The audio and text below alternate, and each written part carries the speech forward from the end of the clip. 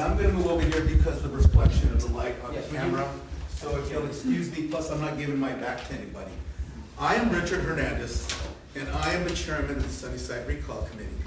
I appreciate the complexities of your assignment on the commission, and now I'm going to make it even worse. But I came here to ask your help.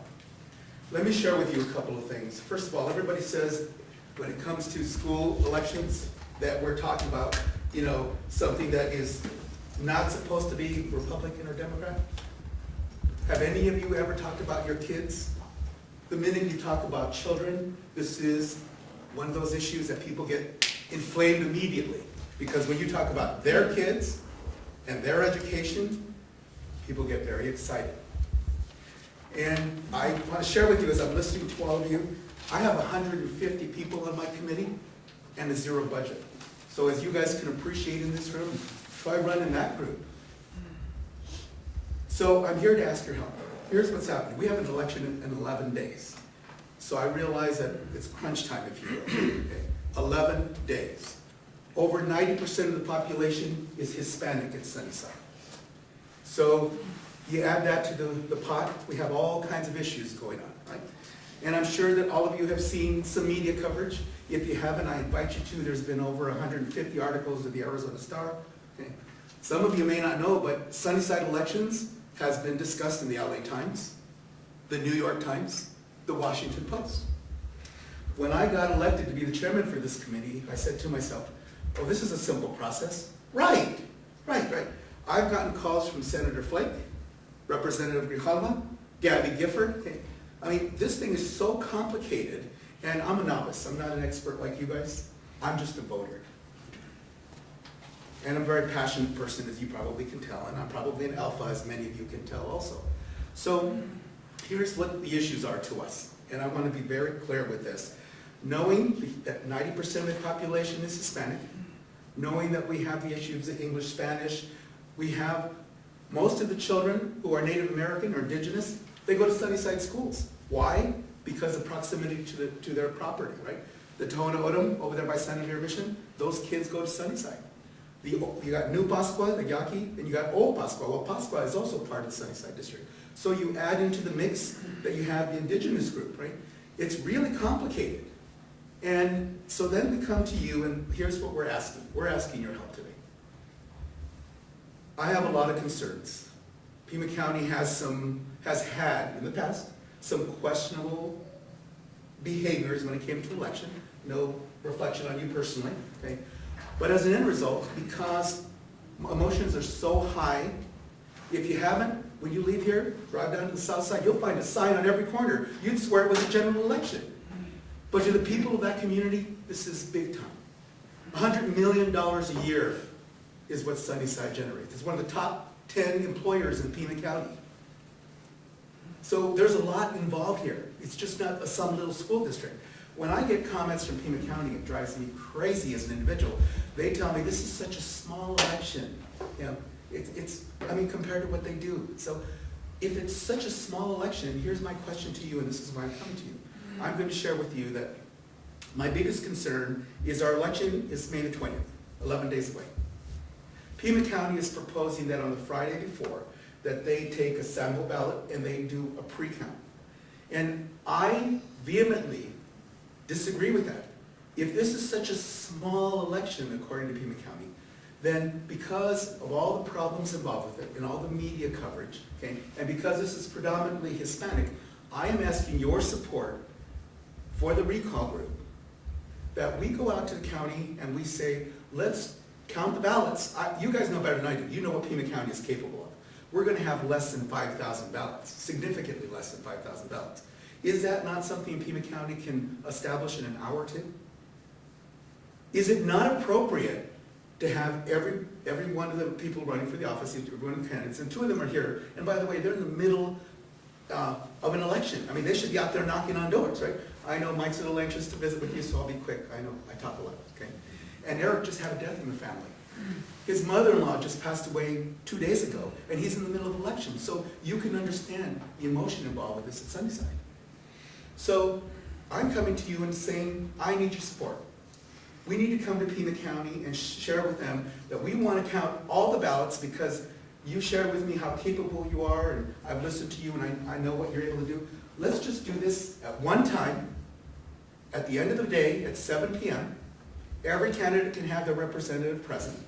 And then we can all walk away knowing that they opened the envelopes, they verified them, everything's done at one time. It's done in 2 hours. We're done by 9 o'clock. You can go home and still have a cup of coffee or still watch the late night news to see who won, because I'm sure it'll be on all television stations. So that is why I'm here. I am here to speak for the community. I am here to speak for my committee that's 150 people, and everybody's a volunteer. And as I shared with you, we have a zero budget, right? And this is so amazing to me. A member of the Board of Supervisors comes to me and says, Richard, people have been found dead in a mine shaft for less than you've done. That's the kind of commentary I've gotten from the Board of Supervisors. Okay? This is how complicated it is. Our city representative with city council, his son is employed by Sunnyside schools. A high-paid, do-nothing administrator. And I'm not talking politics, right? That's what he does. He has a job at Sunnyside schools. So our elected city official for the South Side has not gotten involved with the Sunnyside election because he's got a conflict of interest. You go to our Pima County representative, and I visited with him along with members of my committee, and I go to him and I share with them, we need your support. And what he shared with me was, if you have a recall election, I'll meet with you and your staff. So what happens? Most of you know, we had 95% more of the signatures that were necessary for a recall. We almost doubled the amount required by law. That's how passionate this is at Sunnyside. 100% more. 95 to be exact, but we're close to 100. Excuse me for interrupting. Yes. But I think this committee needs to understand what it is you want. That's right. And this is an all-mail election, is that correct? That is correct. This is an all-mail election. And so the ballots are coming in, probably already. To the recorder's office. To the recorder's office. You probably haven't seen any ballots yet. And typically you start counting ballots a little early before election day, correct? And is that that's what your plan is now? That is correct. And you are asking that they don't count the ballots early, that they just count the ballots on election day? That's correct. That's correct. And there's lots of reasons for it, isn't it? There are 3 procedures that happen. One is signature verification. Right. One is open. All 3 procedures happen on election day. Or I'm just saying, ballot count. I'm saying just ballot counting. That's correct. That's the biggest issue to us. The reason I'm sharing all this other information is so that you understand the complexity of it. It's not just a simple small school south side. Right? Is there any logical reason for not doing as he asked, Fred? Tom, I'm in a bit of a quandary here. I realize it's a call to the audience. I certainly answered questions that you posed to me. I'm not certain I should answer questions. May I have some direction from you on this? The rules are that we don't respond to commentary or questions during a call to the audience. And no disrespect. The only difference is we have 11 days. Right? So if we go through your standard procedure, it'll be over. Is there any logical reason for not allowing Brad to respond? I mean, it's not like we're voting on advice to the We have no Board of jurisdiction. Supervisors. We're merely discussing this thing and trying to help these people get their questions answered. Well, can you respond to questions from members of the commission? As opposed to directly from the audience? Yeah, that was my question. Is there any logical reason for not waiting until the evening of election day to do the scan? And again, respectfully, Tom, you're the chair of the committee. What do you want? I personally can't see any reason not to answer that question. It's just a question of whether or not you have to start early for some reason, or whether or not you don't have to start early for some reason. Before you answer, the election official for this election is the Pima County Superintendent of Instruction and the Sunnyside School Board Superintendent. They have joint responsibility. So they would be the one to determine one way or the other. Actually, they're not the ones to determine. Thank you. I looked at the I looked at the. Wait a minute. The intergovernment I agreement. don't yield the floor yet. Okay, go ahead.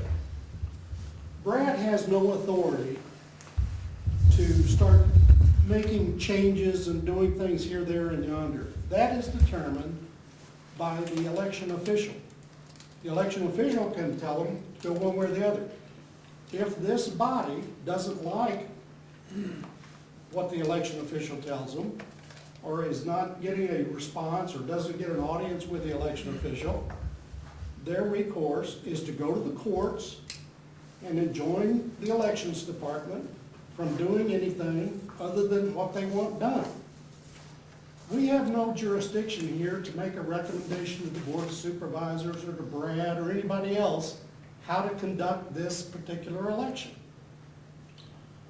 We are an advisory body that advises the Board of Supervisors regarding election integrity and things that would affect the election integrity and public trust in Pima County. If it is the will of this board, correct me if I'm wrong, Tom, we have the ability to ask the Board of Supervisors to direct the Elections Department to withhold counting ballots until Election Day.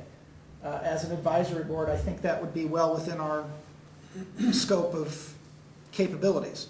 Am I wrong? That's my understanding, is that we can make a recommendation to the board. Is our jurisdiction limited to Pima County elections or all elections other than the city of Tucson in Pima County?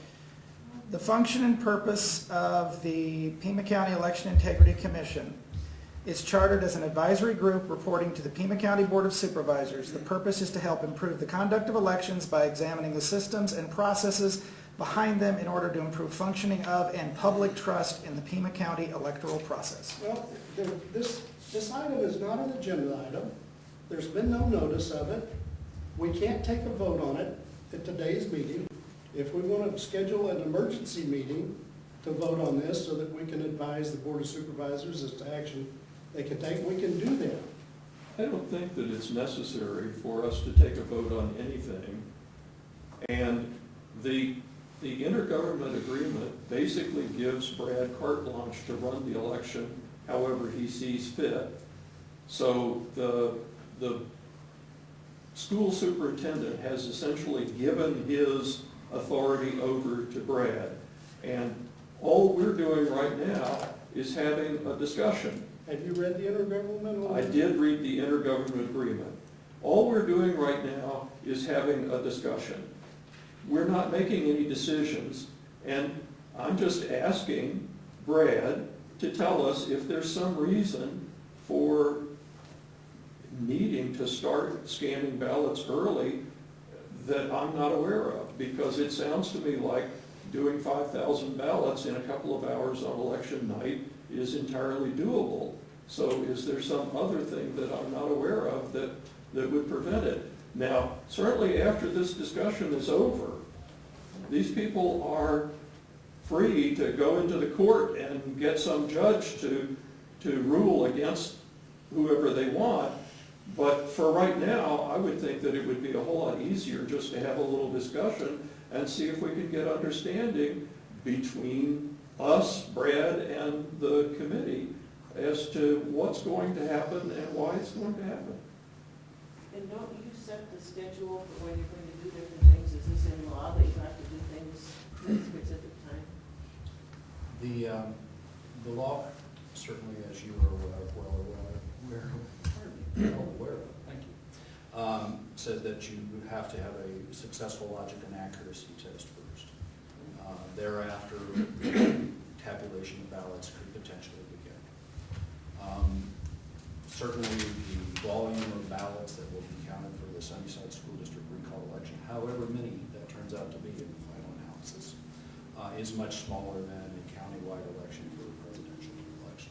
So during a presidential election, we would count almost immediately after a successful logic and accuracy test.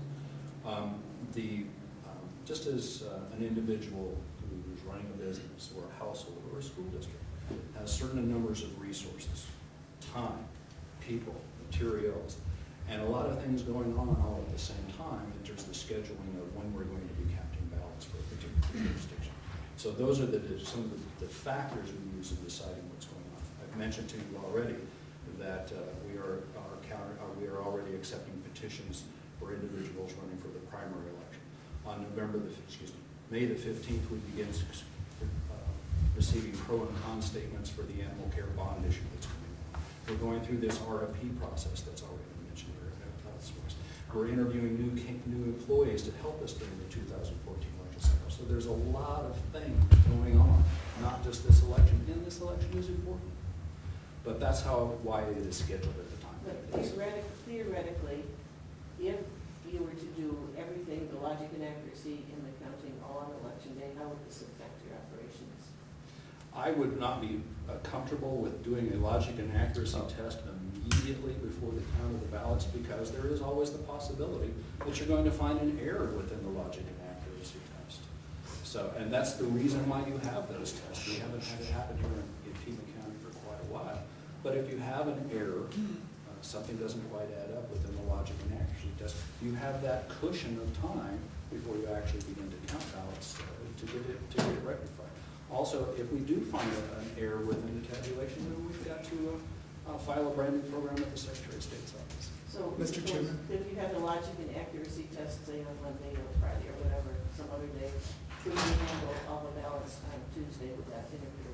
I don't know how many ballots we're going to receive. I don't know when the recorder is going to necessarily turn them over to us. We are tentatively scheduled, and if you look at the events calendar, it says that we will receive ballots from the recorder's office on May the 12th and begin the processing, not tabulation, but the processing of the ballots. Whether that's going to happen before noon or after noon, I don't know, but those will begin to be prepared at that particular point in time. I certainly would want to go through the opening of the verified ballot envelopes and do the logic and accuracy test and everything else on Tuesday No, he election was day. just asking for the computer Yeah, talent. but I'm only speaking to you. Yeah.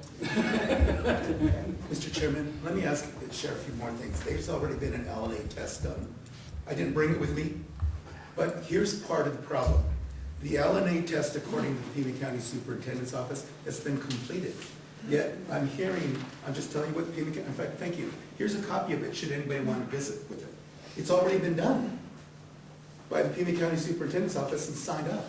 And yet, if I'm hearing right, it hasn't been done. This is the kind of thing this is why I want the election counted to count that day, because we are talking about so many different agencies. When I went to the superintendent's office, they deferred over 3/4 of my question to the elections office. And yet, the person who's assigned to oversee the elections is the Pima County Superintendent's Office. Yet, 3/4 of the questions were deferred to the elections office. So there's so much confusion within Pima County. Q&A has been done. I mean, you're welcome to look at this, just give it back to me because I borrowed it again. So the real question is, with all these internal conflicts, I'm talking like a voter. I am talking like a Hispanic on the south side who says, there's so many inconsistencies here, let's just do this fairly. Let's make sure that the next time the LA Times decides to write about Sunnyside, or the New York Times or the Washington Post, which they've done, okay, that I can tell them that we went out there and did this the right way. So I'm just sharing with you more information. And the comment about the superintendent at Sunnyside, he's the reason this is going on, right? You have read that? The reason this election is going on is because of the superintendent. So you definitely cannot have him be part of the election process, because then why were you having an election?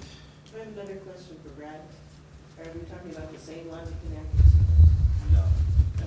As you may recall, at the beginning, before the beginning of early voting, there's the logic and accuracy test of the accessible equipment that is used by disabled voters. That has to be done prior to the start of early voting. That's the only thing that's been done so far. Might I add, if we're having a mail-in ballot, accessible? So back to my question, since Tom has said that it's okay for you to answer it, is there some reason why you cannot do the scanning all on election day? I would prefer not to, Because? of those other things that are going on. as Just I because mentioned. you've got other things going on. Exactly. Bill, you have a comment? I think that the first thing, do we want to proceed with a recommendation from this commission to ask the board? Absolutely not. I'm asking. This is not to clarify. not a Benny, notified agenda item, so I understand that. If that's the understanding, fine. I just want to make sure that that's clear and on the record. Yeah, I think all this can be is informational. We can't direct Brad to do anything. We can't, all we can do is make a recommendation to the board, but we would have to have a special meeting to do that. That's I appreciate that, 11 days to election, 90+% are Hispanic. We have to comply with the law, Tom. That's right. We're in violation now by holding this interaction discussion that goes on. The law says you can't do that. The reason for it is it's not noticed. There may be an opposing view, there may not be an opposing view. I don't know, but the opposing view party is not Okay, represented. I am, the commission should have the right to understand the public's complaint. We can listen. And we can listen, and that's about all we can do at this meeting. And I appreciate that, and I am speaking for the minority, right? And The so, Hispanic minority, and that's my call with my committee of 150 people, right? I'm just sharing that with you, and I've had enough. I'm gonna let the candidates speak. I'm not a candidate. I am only concerned for the electorate. The people, the over 4,000 people that signed a petition that only needed 2,100 signatures. Okay. That's who I represent. all right, so we have another speaker? Yeah. Yeah, my name is Mike Pollack. I'm one of the candidates for Sunnyside. I'm gonna come over here too so I can see everybody. You have the hard job of making sure that there's integrity with our voting systems. It's a hard job. But in this time, in this last week or so with the meetings I've had, I've noticed some things. And one of the things is voter integrity, voter type suppressions. There's been some things that happened on my campaign that I believe to be unethical, that involved Mr. Scarato's office to the Pima County office, stating that I was withdrawing from the race, and I was not withdrawing from the race, and I never made such any comment. There's no reason why a superintendent should be involved with this type of an issue. He has no business doing this or making a comment, and he involved the Pima County School Board office, okay? We need to keep this level. We need to make it fair for everybody, for all the candidates. And I know the other candidates aren't here that I'm running against, but I will tell you that it has to be fair for everybody. We were told that we couldn't have observers in the drop-off locations. Well, if you're going to give out a provisional ballot, if you're going to give a replacement ballot, it becomes a polling place at that point because they're filling out their ballots there. But we're told we can't have observers there. That's not correct. We are allowed to have observers there, and we were being told that we could not by Ricky Hernandez. So I'm just asking that in the future that you take a look at this, make sure this kind of thing does not happen again in other elections. This is a big election for our community, and it's going to happen, but it needs to be fair, and we need to have observers, and everybody needs to be on the same page, and they have not been. My city council campaign, there was issues, but we really didn't get too involved with it. But on this one, because it is smaller, all of a sudden it's been brought out. It's there in front of my face. And I'm like, I have to say something at this point. So it needs to be fair. Just please take it under consideration and, advise the Pima County Board of Supervisors, let's keep things a little tighter. Thank you. Thank you. I got a question. It was mentioned earlier that the Sunnyside superintendent and the Pima County election superintendent were responsible for this election. Is that by statute or custom or what? Or did I misunderstand it? The state constitution mandates that all matters concerning school districts, the county school superintendent is the officiating election official. Normally, for most other elections, it is the Board of Supervisors that has that responsibility. When they designed the Arizona Constitution, they specifically split off that responsibility because school districts were so important. They made the school superintendent in charge of school district elections. 99.9999% of the time, county school superintendents have an intergovernmental agreement with the Board of Supervisors, in this case, the elections department, to handle the responsibility, the mechanics, et cetera, for doing. But the responsibility lays with the school superintendent to be the election official. Is there any provision anywhere for if the superintendent is being recalled? The school superintendent? He's not being It's a different superintendent. Oh, okay. They're talking about the school district superintendent versus the Pima County school superintendent. Superintendent's not an elected office. For the school district. The school district, Is not, he's not elected, he's not elected, okay. he's appointed. All right, we have another speaker? Just very, I promise to be very brief. I'm Eric Giffman, also one of the candidates for the recall election. And I just thought I would put my 2 cents in and I'll sit right down. So anyway, I've been a candidate in 10 elections since 1988. I've served on the governing board at Sunnyside for 12 years, so I'm fairly familiar with the process. I was on the board when our current superintendent was hired. But the point that I want to make, I have seen the technology evolve that we use in our voting system today, and it's a wonderful thing. But as we all saw with the target system, the target security breach around Christmas, the system can be beat. So, and since we have such a low number of ballots being cast, you know, I don't see why we can't remove all of that and just do the count at the last minute, you know, right after all the provisional and the lost ballots have been cast. Why can't we do the final count? And that way you won't have anybody out there sitting there saying, well, gee, you know, if we just had done it, let's do it. And that was my request. So thank you. Thank you. Anybody else? Yes, go ahead. Yeah, hi, my name's Nick Pearson. This is the first meeting of this type that I've attended, and I've just become aware of the Election Integrity Commission. Let me just offer my 2 cents as a voter. Number one, you're not going to make an impact on the county budget or my per capita debt of almost $700 that every one of us has as part of the county debt. So discussing budgetary things aren't going to make a big impact. Number one, what you should be doing is making sure that the integrity of the elections is 100%. That's your number one responsibility, and I as a voter would like to see that, and like to have the confidence that this advisory board is doing the best thing that they can rather than rearranging the deck chairs on the Titanic. So that's number one, and I think that that's the number one concern that you should have. Now, if you want to have a subcommittee looking at these budgetary items, I'm in full agreement with that, but it's the integrity of the elections is number one, and that should be your number one responsibility, and that's my 2 cents.